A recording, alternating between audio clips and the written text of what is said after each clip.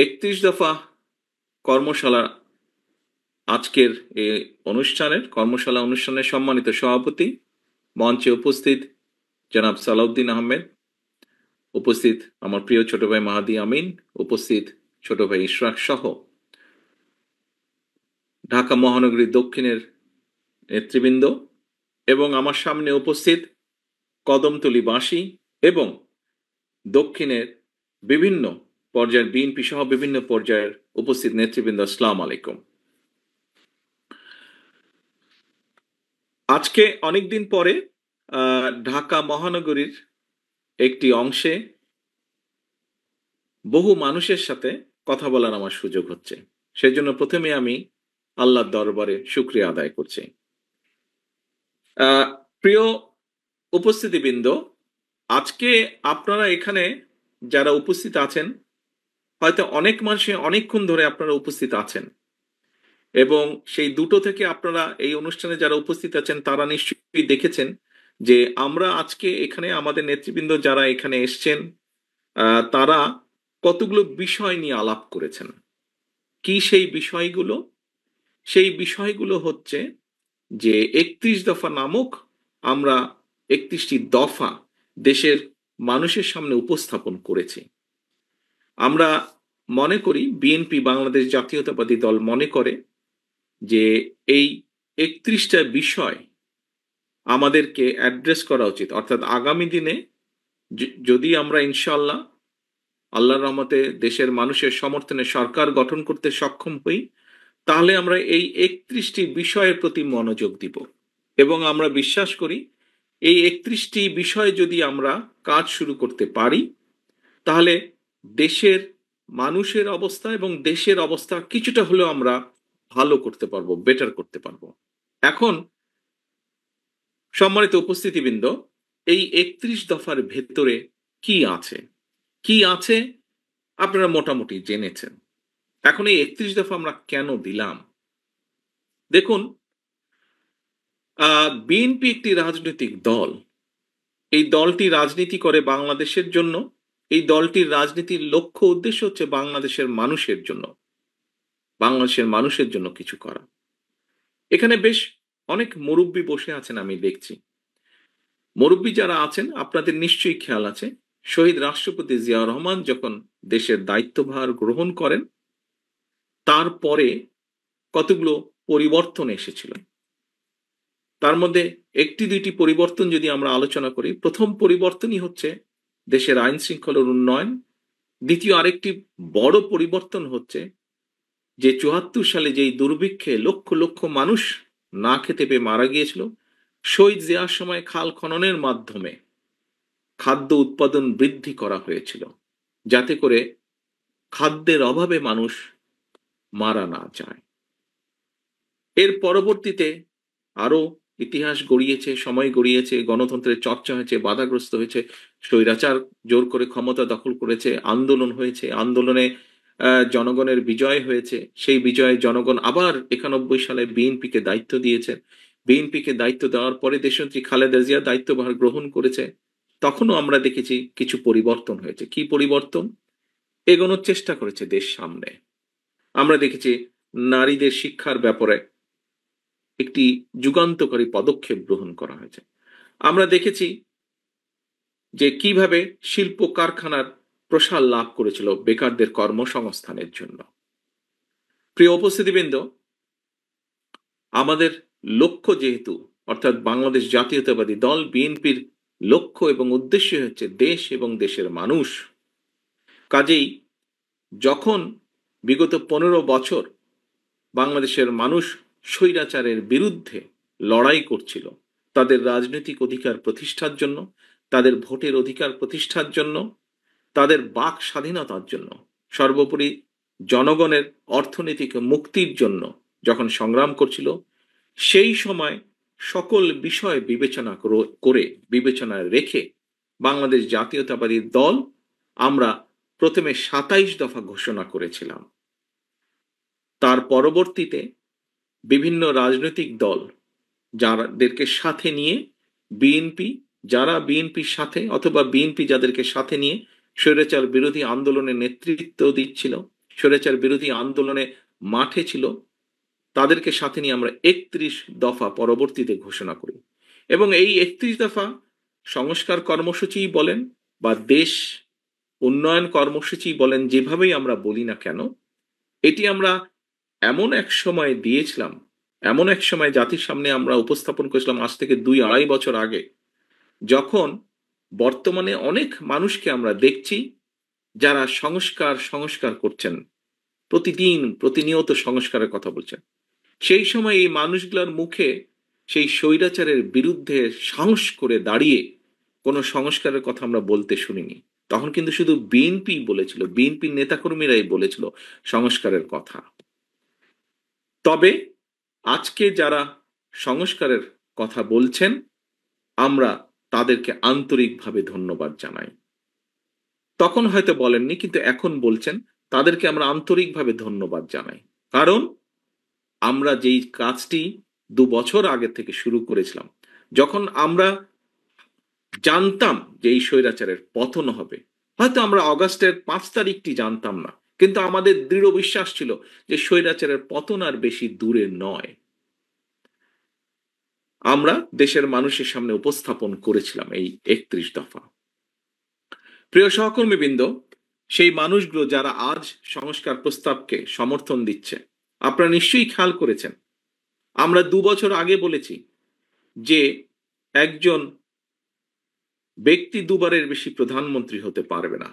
2 বছর পরে আজকের যে এই অন্তর্বর্তীকালীন সরকার, তারা যাদেরকে বিভিন্ন কমিশনের দায়িত্ব দিয়েছে, সেই কমিশন আজকে 2-2.5 বছর পরে একই কথা বলছে। বাংলাদেশ জাতীয়তাবাদী দল 2 থেকে 2.5 বছর আগে বলেছিল যে একজন ব্যক্তি পরপর 2বারের বেশি প্রধানমন্ত্রী হতে পারবে না।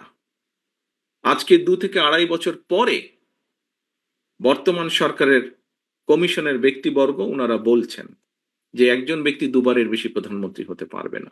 আমরা উচ্চকক্ষের কথা বলেছি 2-2.5 বছর আগে। আজকে 2-2.5 বছর পরে বর্তমান সরকারের কমিশন, সংস্কার কমিশন একই কথা বলছেন। এরকম আমরা আরো অনেকগুলো কথা বলেছি কম বেশি, যেগুলো 2.5 বছর পরে ওনারা বলছেন। হতে পারে আমাদের সাথে ওনাদের 100% মতামতের মিল নেই, হয়তো 80% মতামতের মিল আছে। তার অর্থ কি? তার অর্থ দাঁড়াচ্ছে, যেগুলো মূল বিষয়, মূল যেগুলো বিষয়, রাজনীতির মূল বিষয়, দেশের নীতি নৈতিকতার মূল বিষয়, রাজনীতির নীতি নৈতিকতার মূল বিষয়, সেগুলো কিন্তু বিএনপি অনেক আগেই বলেছে। এখন এটিতে গেল রাজনীতির বিষয়। প্রিয় সহকর্মীবৃন্দ, সম্মানিত উপস্থিতিবৃন্দ, রাজনীতির গুণগত পরিবর্তন আমরা আনতে চাই, বাংলাদেশ জাতীয়তাবাদী দল আনতে চায়। শুধু দল না, দলের ভিতরে যেরকম আমরা পর্যায়ক্রমিকভাবে চেষ্টা করছি, একই সাথে আমাদের যদি সুযোগ হয় ইনশাল্লাহ রাষ্ট্র পরিচালনা, তাহলে আমরা সার্বিকভাবে সেটি আনতে চাই। এবং সেই জন্য আমরা দল মত নির্বিশেষে সমাজের প্রত্যেকটি মানুষের সহযোগিতা আমরা চাই। একই সাথে শুধু রাজনীতির গুণগত পরিবর্তন আনলেই তো সবকিছু হয়ে যাবে না, সবকিছুকে হয়ে যাবে না, তারপরেও আসল কতগুলো বিষয় বাকি থাকে। কি সেই বিষয়? প্রথমেই যদি বলতে হয়, এখানে উপস্থিত প্রতিটি মানুষ যেই কষ্টটি করেন, যেমন এই যে দ্রব্যমূল্যের লাগামহীন গতি, যেটি প্রত্যেকটা সমাজের কম বেশি প্রত্যেকটি মানুষকে কষ্ট দেয়, এই লাগামহীন গতির লাগাম টেনে ধরতে হবে। এবং এই লাগাম যদি টেনে ধরতে হয়, তাহলে পদক্ষেপ গ্রহণ করতে হবে। এটি গেল একটি। বাংলাদেশে বহু মানুষ আছে, বহু যুবক আছে, বহু নারী আছে যারা বেকার, যারা বেকার, বিভিন্ন কারণে কর্মসংস্থানের ব্যবস্থা তাদের হচ্ছে না। মানুষের কর্মসংস্থানের ব্যবস্থা করতে হবে, শুধু বড় বড় কথা বললে তো হবে না। শুধু উচ্চকক্ষ, সংসদে উচ্চকক্ষ তৈরি করলেই সমস্যার সমাধান হবে না। আলোচনা হবে, উপায় বের হবে, কিন্তু সেই উপায়কে বাস্তবায়ন করতে হবে। শুধু একজন ব্যক্তি 2বারের বেশি প্রধানমন্ত্রী হবে না, এই কথা তো বললে হবে না। হলো না প্রধানমন্ত্রী, তাতে পাবলিকের কি যায় আসে? পাবলিককে, মানুষের জন্য কর্মসংস্থানের ব্যবস্থা করতে হবে, আয় রুজির ব্যবস্থা করতে হবে, মানুষের দ্রব্যমূল্যের লাগাম, যে ঊর্ধ্বয়ন লাগাম দ্রব্যমূল্যের, এটির গতি টেনে ধরতে হবে। কৃষকের ফসলের উৎপাদন বাড়াতে হবে, আবার একই সাথে কৃষক যাতে পণ্যের ন্যায্য মূল্য পায় সেটিও নিশ্চিত করতে হবে। কৃষকের জন্য খাল কাটার ব্যবস্থা করতে হবে, যাতে কৃষক অল্প খরচে সহজে পানি পেতে পারে তার দ্রব্য উৎপাদনের জন্য, কৃষি পণ্য উৎপাদনের জন্য। কারণ কৃষক যদি ক্ষতিগ্রস্ত হয়, প্রত্যক্ষভাবে পরোক্ষভাবে আমরা সকলে ক্ষতিগ্রস্ত হব। ঠিক একইভাবে বাংলাদেশের ভবিষ্যৎ প্রজন্ম, শিশু যারা আছে, তাদের জন্য শিক্ষার ব্যবস্থাকে সহজ করতে হবে। শুধু শিক্ষার ব্যবস্থাকে সহজ করলেই হলো না, তাদেরকে যারা শিক্ষিত করবেন, যেসব শিক্ষক, সেই শিক্ষকদেরকে আবার একটা কমফোর্ট দিতে হবে। কি সেটি? তাদেরকে সহযোগিতা দিতে হবে অর্থনৈতিকভাবে, যাতে করে তারা তাদের পুরা মনোনিবেশ করতে পারেন, মনটাকে একদম মনোনিবেশ করতে পারেন শিক্ষার জন্য। অর্থাৎ তারা যাতে সুষ্ঠুভাবে এই দেশের ভবিষ্যৎ প্রজন্মদেরকে শিক্ষা দিতে পারে, সঠিক শিক্ষা দিতে পারে, সেটির ব্যাপারেও নজর দিতে হবে। শুধু বই খাতা দিলে হবে না, শুধু বিল্ডিং বানালে হবে না, শিক্ষকদের প্রতিও নজর দিতে হবে। একইভাবে নজর দিতে হবে মানুষের স্বাস্থ্যের জন্য। একটি কথা আমরা প্রায় শুনি, বাংলাদেশের সাধারণ মানুষ যারা তারা দেশের হাসপাতালগুলোতে ঠিকভাবে চিকিৎসা সুবিধা পায় না। এর বাইরে যে সকল মানুষ আর্থিকভাবে এফোর্ড করতে পারেন, আর্থিকভাবে যাদের পক্ষে সম্ভব, তারা হয়তো কেউ বাংলাদেশের বাইরে অন্য অন্য দেশে চিকিৎসার সুবিধা নিতে চলে যান। কাজেই আমরা যদি এই মানুষগুলোকে দেশের ভিতরে রেখে, দেশের ভিতরে যদি তাদেরকে চিকিৎসা সেবা দিতে চাই, তাহলে চিকিৎসার ব্যবস্থার উন্নয়ন ঘটাতে হবে, ওষুধের দাম কমাতে হবে, ওষুধের দাম কমানোর পদক্ষেপ নিতে হবে। এরকম বহু কাজ বাকি আছে। প্রিয় সহকর্মীবৃন্দ, এই যে এখানে একজন ব্যক্তি আমাকে প্রশ্ন করলেন যে ঢাকা শহরে এখান থেকে এয়ারপোর্ট যেতে মাত্র 30 কিলোমিটার, অথচ বহু সময় লাগে, যানজট থেকে আরম্ভ করে পরিবেশের দূষণ। এই যে সমস্যাটা, যেই দুটো সমস্যা, পরিবহন সমস্যা এবং দূষণ সমস্যা, আমার তো মনে হয় এখানে উপস্থিত যে কয়েক হাজার মানুষ যে আপনারা আছেন, প্রত্যেকটি মানুষ এই কষ্ট প্রতিদিন সহ্য করতে হয়, প্রতিদিন সহ্য করতে হয় না আপনাদের? কাজেই যানজট হয়তো থাকবে, যানজট যাবে না, পৃথিবীর সব দেশেই সব রাজধানীতেই কম বেশি যানজট থাকে, কিন্তু সেই যানজটটাকে একটি সহনীয় পর্যায়ে নিয়ে আসতে হবে।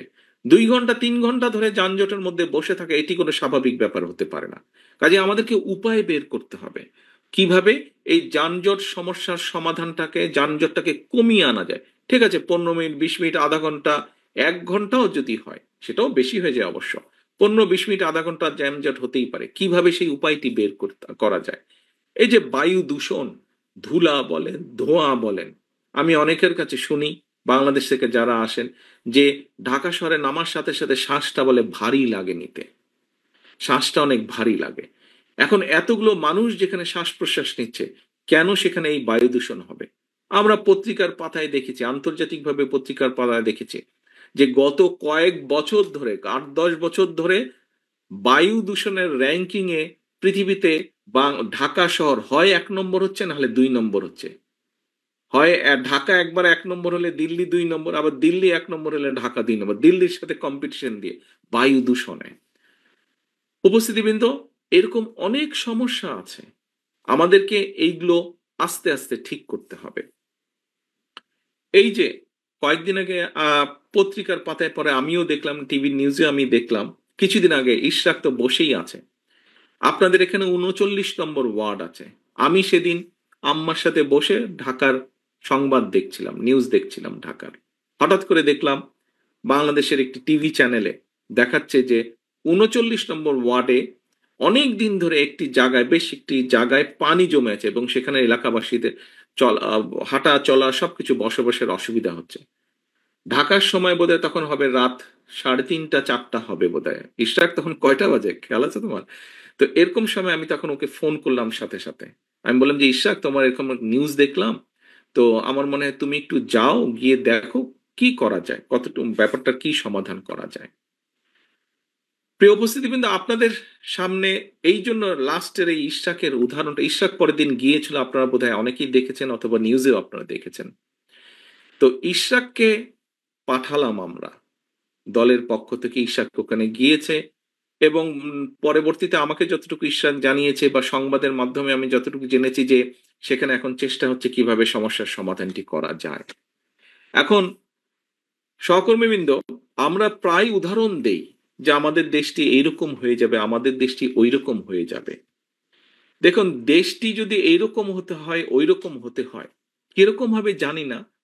তবে আমরা যদি সকলে মিলে চেষ্টা করি, সকলে মিলে যদি যার যার অবস্থান থেকে যদি আমরা চেষ্টা করি, তাহলে অবশ্যই ভালো কিছু হওয়াটা অবশ্যই সম্ভব। এবং প্রিয় সহকর্মীবৃন্দ, আমি একজন রাজনীতিবিদ বা রাজনৈতিক কর্মী। রাজনৈতিক কর্মী হিসাবে আমি বুঝি যে সমাজে, রাষ্ট্রে যদি জবাবদিহিতা না থাকে, তাহলে কোনো কোনো কিছু টিকিয়ে রাখা সম্ভব না। জবাবদিহিতা থাকতে হবে। আমাদের সংসারেও কিন্তু জবাবদিহিতা থাকে যে এই কাজটি করা যাবে না, এই কাজটি করলে পানিশমেন্ট পেতে হবে, সন্ধ্যার পরে ভিতরে বাসায় ফিরে আসতে হবে। অর্থাৎ সমাজের কতগুলো পরিবারের কতগুলো নিয়ম কারণ থাকে, এই নিয়ম কারণের মধ্যে চলতে হয়। আমি যখন এখানে এই অনুষ্ঠানে উপস্থিত হলাম, তখন আমি মাহাদি আমিনের বক্তব্য শুনছিলাম যে বিগত 15 বছর স্বৈরাচার কিভাবে বিভিন্ন প্রতিষ্ঠান ধ্বংস করেছে, কিভাবে বাংলাদেশের মানুষের অর্থ সম্পদ লুটতরাজ করে বাইরে নিয়ে গিয়েছে। প্রিয় সহকর্মীবৃন্দ, উপস্থিতিবৃন্দ, একটি জবাবদিহিতা ছিল না বলেই এই কাজগুলো করা সম্ভব হয়েছে। আজকে এই যে ইশরাকের যেই ঘটনাটি আমি আপনাদের সামনে তুলে ধরলাম, আজকে যদি সত্যিকার ভাবে সিটি কর্পোরেশনের নির্বাচন হতো, অর্থাৎ আপনাদের ভোটে, মানুষের ভোটে যদি ওয়ার্ড কমিশনার নির্বাচিত হতো, মানুষের ভোটে যদি ঢাকা দক্ষিণের মেয়র নির্বাচিত হতো, তাহলে কি ইশরাকের সেখানে যাওয়ার প্রয়োজন হতো? তাহলে কি সংবাদের দেখে আমার ফোন করার কোনো প্রয়োজন হতো না। কারণ যেই মানুষটিকে আপনারা নির্বাচিত করতেন, সেই মানুষটি আপনাদের কাছে আপনাদের দেখভাল করার জন্য বাধ্য থাকতো।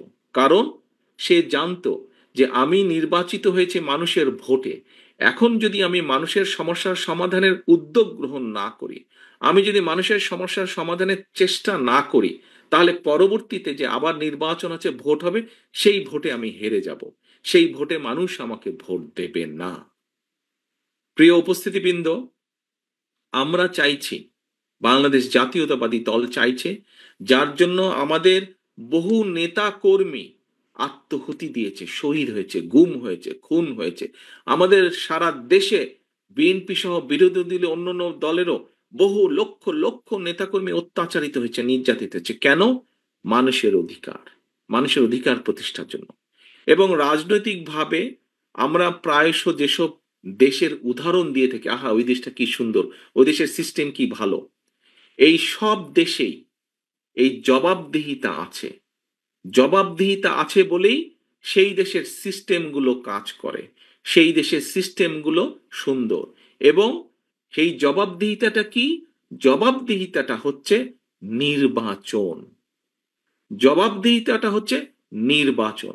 সেটি জাতীয় নির্বাচন হোক, সেটি লোকাল নির্বাচন হোক, সেটি কোনো প্রতিষ্ঠানের নির্বাচন হোক। অর্থাৎ একটি নির্দিষ্ট সময় পর পর নির্বাচন হতে হবে।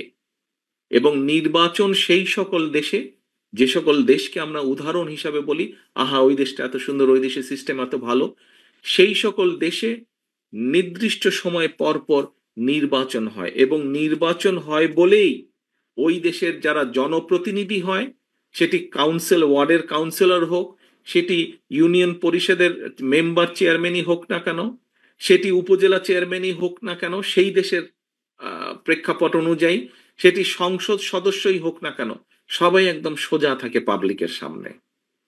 কারণ জানে যে 5 বছর বা 4 বছর পরে তাকে আবার নির্বাচনের জন্য মানুষের সামনে দাঁড়াতে হবে। কাজে তার যেই দায়িত্ব, সে যে সকল কথা বলে মানুষের ভোট নিয়েছে, সেই কাজগুলো সে বাস্তবায়নের চেষ্টা করে। প্রিয় সহকর্মীবৃন্দ, আমরা এই কর্মশালায় আজকে অনেকগুলো কথা আপনাদের সামনে বলেছি যে আমরা এই করব, এই করব, এই করব, মানে এই কাজগুলো করার আমরা উদ্যোগ নিব। হয়তো অন্য অন্য দলও নিশ্চয়ই বলছে বা বলবে তাদের পরিকল্পনা অনুযায়ী। কিন্তু আজকে যদি আমরা সত্যিকার ভাবে জনগণের ভোটের মাধ্যমে একটি সরকার গঠন করতে পারি, তাহলে ওই সরকার তখন জনগণের কাছে জবাবদিহিতা করতে বাধ্য থাকবে। কারণ 5 বছর পরে আবার এই সরকার, যেই সরকারই আসবে এই সামনের নির্বাচনে, তাদেরকে আবার পরবর্তী 5 বছর পরে তো জনগণের কাছে যেতেই হবে। কাজেই কাজেই যেই কমিটমেন্ট গুলো বা যেই প্রতিজ্ঞাগুলো তারা জনগণের সামনে করেছে, সেই কাজগুলো তারা কতটুকু কি করলো জনগণ তখন জবাব চাইবে। যদি সঠিকভাবে করতে পারে, কম বেশি করতে পারে, তাহলে জনগণ সেটি একদৃষ্টিতে দেখবে। যদি ওই 10 টাকা কেজি চাল খাওয়াবো বলে 70 টাকা কেজি চাল খেয়েছে এরকম ঘটনা হয়, তাহলে ওই 5ই আগস্টের মতন ঘটনা ঘটবে। অথবা ভোটের ব্যবস্থা যদি ঠিক থাকে, তাহলে ভোটের মাধ্যমে জনগণ তাদেরকে ছুঁড়ে ফেলে দিবে। প্রিয় উপস্থিতিবৃন্দ, আমার কথা বলার মূল লক্ষ্য বা উদ্দেশ্যই হলো যে আমরা যদি দেশের ভাগ্যের পরিবর্তন করতে চাই, আমরা যদি জনগণের ভাগ্যের পরিবর্তনের কাজ শুরু করতে চাই, তাহলে অবশ্যই আমাদেরকে একটি নির্বাচন প্রক্রিয়ার মধ্যে যেতে হবে। আমাদেরকে গণতান্ত্রিক প্রক্রিয়ার কাজ শুরু করতে হবে। যত দ্রুত আমরা গণতান্ত্রিক প্রক্রিয়ার কাজ শুরু করব, তত দ্রুত আমরা পরিবর্তনের কাজ শুরু করতে পারবো। যত দ্রুত আমরা গণতান্ত্রিক প্রক্রিয়ার মাধ্যমে একটি নির্বাচিত সরকারের হাতে দায়িত্ব দিতে পারবো, তত দ্রুত আমরা দেশকে আরো ধ্বংস হয়ে যাওয়া থেকে রক্ষা করতে সক্ষম হব। এখন কিছু কিছু লোক বলেন যে নির্বাচন হলেই কি সব সমস্যার সমাধান হয়ে যাবে? নির্বাচন হলেই সব সমস্যার সমাধান যে হয়ে যাবে আমরা তা বলছি না। কিন্তু নির্বাচন হলে যেটি হবে সেটি হচ্ছে জনগণের কাছে জবাব দিতে তারা বাধ্য থাকবে। তার ফলে এই যে সব সমস্যা যেগুলা বলছে সমস্যা কিছু কিছু মানুষ, সেই সমস্যাগুলোর সমাধানের পথ, গিট্টু জট আস্তে আস্তে আস্তে খোলা ধরবে। আস্তে আস্তে আস্তে সমস্যার যে গিট্টু, সমস্যার যে জট, সেটি আস্তে আস্তে খোলা ধরবে। প্রিয় সহকর্মীবৃন্দ, সম্মানিত উপস্থিতিবৃন্দ, আজকে বহু মানুষ জীবন দিয়েছে এই ভোটের অধিকার প্রতিষ্ঠার জন্য। বহু মানুষ পঙ্গুত্ব বরণ করেছে, অন্ধ হয়েছে এই ভোটের অধিকার প্রতিষ্ঠার জন্য। বহু মানুষ, লক্ষ লক্ষ মানুষ গত 15 বছরে বাংলাদেশে বিভিন্নভাবে নির্যাতিত হয়েছে। সারা বিশ্বে এই অধিকারটা নিয়ে মানুষ সোচ্চার থাকে, কারণ জানে এটি একমাত্র আপনার দুঃখ কষ্ট সমস্যা সবকিছু তুলে ধরার, সবকিছু সমাধান করার পর্যায়ক্রমিকভাবে ধীরে ধীরে এটিই একমাত্র উপায়। অর্থাৎ সরকারকে যদি, একটি সরকারকে যদি জনগণের মতো করে চলতে হয়, জনগণের দুঃখ দুর্দশা, জনগণের সমস্যার বিষয়গুলো যদি দেখভাল করতে হয়, তাহলে ওই সরকারকে অবশ্যই জনগণ দ্বারা নির্বাচিত সরকার হতে হবে। আবারও আমি একটি কথা বলি, যে কোনো কোনো ব্যক্তি বলেন যে নির্বাচন হলেই কি সব সমস্যার সমাধান হয়ে যাবে?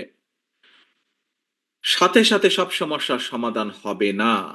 কিন্তু নির্বাচন হলে নির্বাচনের মাধ্যমে, জনগণের ভোটের মাধ্যমে, জনগণের রায়ের মাধ্যমে যেই দল বা যেই ব্যক্তি বা যারা দেশ পরিচালনার সুযোগ পাবে, তখন সমস্যার যে জট, সমস্যার যে গিট্টু, সেগুলো আস্তে আস্তে আস্তে খোলা ধরবে। কাজেই প্রিয় সহকর্মীবৃন্দ, আপনারা যারা আমাকে এখানে প্রশ্ন করেছেন, এই প্রশ্নগুলো শুধু যে আপনাদের প্রশ্ন তা নয়। আমি যে কোনোভাবেই দৃঢ়ভাবে বিশ্বাস করি এই প্রশ্নগুলো শুধু আপনার না, এই প্রশ্নগুলো আপনার আশেপাশে, আপনার বন্ধু বান্ধব, আত্মীয় স্বজন, পরিচিত বহু মানুষের কিন্তু এই প্রশ্ন। এবং এই প্রশ্নের সমাধান একটি। আজকে আমরা একটি জিনিস খেয়াল করছি, যে সংস্কার সংস্কার সংস্কার, সংস্কারের প্রস্তাব বিএনপি দেশের কাছে, দেশের মানুষের কাছে সবচাইতে আগে উপস্থাপন করেছে। ভিশন 2030 দেওয়ার মাধ্যমে দেশনেত্রী খালেদা জিয়া 2016 সালে এটা দিয়েছেন। এবং তারপরে এটিকে আবার পর্যালোচনা করে দেশের পরিবর্তিত পরিস্থিতির সাথে সামঞ্জস্যপূর্ণ করে আমরা 2.5 বছর আগে 31 দফা আবার উপস্থাপন করেছি। প্রিয় সহকর্মীবৃন্দ, প্রিয় উপস্থিতিবৃন্দ, এই যে যারা সংস্কার বলছেন, তাদের কাছে আমরা বলতে চাই যে হ্যাঁ, সংস্কারের পক্ষে সবচাইতে আগে বিএনপি দাঁড়িয়ে আছে সংস্কার করার জন্য। কাজে আসুন, সংস্কারের প্রস্তাবগুলোকে যদি বাস্তবায়ন করতে হয়, সংস্কারের প্রস্তাবগুলো যদি বাস্তবায়ন করতে হয়, তাহলেও সবচাইতে আগে নির্বাচনই প্রয়োজন। নির্বাচনের মাধ্যমেই যাদেরকে জনগণ দায়িত্ব দেবে সংস্কারের কাজ, তারাই শুরু করতে পারবে, তাদেরকেই শুরু করতেই হবে। কাজেই যত যাই কথা বলি না কেন, আমরা যদি সংস্কার বাস্তবায়ন যত দেরি করব, যেই কথাটি আমি মাত্র আপনাদেরকে বলেছি, সংস্কার বাস্তবায়নের কাজও যদি শুরু করতে হয়, সেটি নির্বাচনের প্রক্রিয়ার মাধ্যমেই, নির্বাচিত মানুষের মাধ্যমেই সেই বাস্তবায়নের কাজ শুরু করতে হবে। নির্বাচিত প্রতিনিধিদের মাধ্যমেই সংস্কার বাস্তবায়নের কাজ শুরু করতে হবে। কারণ যারা নির্বাচিত হয়ে আসবে তারা জনগণের কাছে ওয়াদাই করবে যে তারা সুযোগ পেলে বাস্তবায়ন করবে এই সংস্কার, এবং যেহেতু তারা জনগণের কাছে ওয়াদাবদ্ধ থাকবে, তাদের আর কোনো পথ থাকবে না সেই কাজগুলো শুরু করার। কিন্তু যদি সংস্কার সংস্কার করে আমরা এই আলোচনা দীর্ঘ থেকে দীর্ঘায়িত করতে থাকি, দীর্ঘতর করতে থাকি, তাহলে কিন্তু স্বৈরাচার, যেই স্বৈরাচারকে বাংলাদেশের মানুষ, সকল মানুষ, দল মত নির্বিশেষে, শ্রেণী পেশা নির্বিশেষে সকল মানুষ একত্রিত হয়ে এই দেশ থেকে বিতাড়িত করে দিয়েছে, যদি নির্বাচন প্রক্রিয়া দেরি হয়, যদি সংস্কার আলাপ আলোচনা দীর্ঘায়িত হয়, তাহলে সেই স্বৈরাচার সুযোগ পেয়ে যাবে আবার দেশের মানুষের কাঁধে চেপে বসার। কাজেই যে সকল বিজ্ঞ ব্যক্তিবর্গ, সমাজের বিজ্ঞ ব্যক্তিবর্গ, সম্মানিত ব্যক্তিবর্গ যারা সংস্কারের কথা বলছেন, আপনাদের সকলের কাছে রাজনৈতিক দলের অবস্থান থেকে আপনাদের কাছে আহ্বান জানিয়ে বলতে চাই, সংস্কার বক্তব্য রেখে দয়া করে এই আলাপ দীর্ঘায়িত করবেন না। কারণ আপনারা আলাপ যত দীর্ঘায়িত করবেন, দেশ তত বেশি সংকটের মুখে পড়বে। আপনারা সংস্কার আলাপ যত দীর্ঘায়িত করবেন, দেশে তত ষড়যন্ত্রকারীরা ষড়যন্ত্র করার সুযোগ পাবে। সংস্কারকে যত দ্রুত বাস্তবায়ন করা যাবে, দেশকে, দেশের মানুষকে তত দ্রুত আমরা বিপদ থেকে রক্ষা করতে পারবো। কাজে আসুন, এই সংস্কারকে বাস্তবায়ন করতে হলে উপায় একটাই, যেই সংস্কার প্রস্তাব বিএনপি দিয়েছে, যেই সংস্কার প্রস্তাব অন্তর্বর্তীকালীন সরকারের কমিশনগুলো তৈরি করে দিয়েছে, যেটাই হোক না কেন, এই সংস্কারকে যদি বাস্তবায়ন করতে হয়, নির্বাচন ছাড়া আর কোনো রাস্তা নাই। একটি পথ, নির্বাচন, জনগণের নির্বাচন এবং জনগণের নির্বাচন। প্রিয় উপস্থিতিবৃন্দ, প্রিয় নেতৃবৃন্দ, প্রিয় সহকর্মীবৃন্দ, আসুন আজকের এই কর্মশালার মাধ্যমে আমার দলের নেতাকর্মী আপনারা যারা এখানে উপস্থিত আছেন, সকলে মিলে আজকে আমরা এখানে প্রতিজ্ঞা গ্রহণ করি যে বাংলাদেশের মানুষ ইনশাল্লাহ আমাদেরকে সেই সুযোগ দিলে রাষ্ট্র পরিচালনার, আমরা প্রত্যেকে যে যার অবস্থান থেকে যেই সংস্কারের ওয়াদা আমরা জনগণের সামনে দিয়েছি, আমাদের প্রত্যেকের অবস্থান থেকে সেই ওয়াদা পূরণের সর্বোচ্চ আমরা চেষ্টা করব। এই প্রতিজ্ঞা আজকের এই অনুষ্ঠানে আমরা গ্রহণ করি ইনশাল্লাহ। এই প্রতিজ্ঞা রেখে, এই প্রত্যাশা রেখে আপনাদের সকলের কাছ থেকে আমি বিদায় নিচ্ছি। আল্লাহ হাফেজ। বাংলাদেশ জিন্দাবাদ, বাংলাদেশ জাতীয়তাবাদী দল জিন্দাবাদ।